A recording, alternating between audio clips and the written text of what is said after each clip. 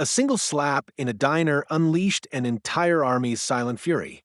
It was a quiet Tuesday morning in a small-town diner when 81-year-old Vietnam veteran Walter sat at his usual booth, slowly sipping black coffee and reading the newspaper.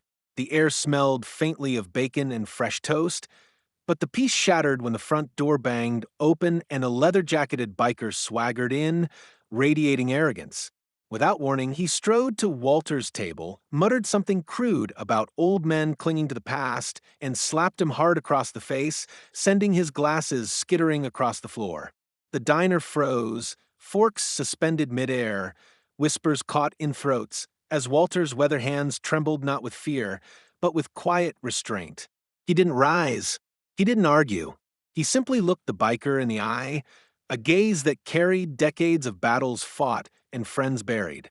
22 minutes later, the distant rumble of heavy tires rolling over asphalt grew louder until an olive-drab military convoy appeared outside the diner, led by a towering armored vehicle.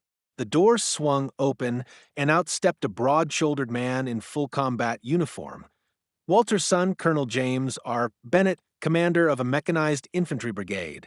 Without a word, he entered, scanning the diner until his eyes locked on the biker.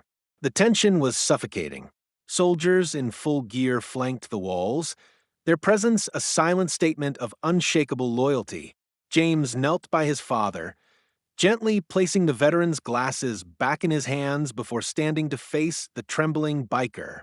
There was no shouting, no threats, just the weight of realization crushing the air. The biker, suddenly small beneath the colonel's shadow, stammered an apology, his earlier bravado evaporating under the gaze of men who had stared down war. James simply said, "You don't touch my father. Ever."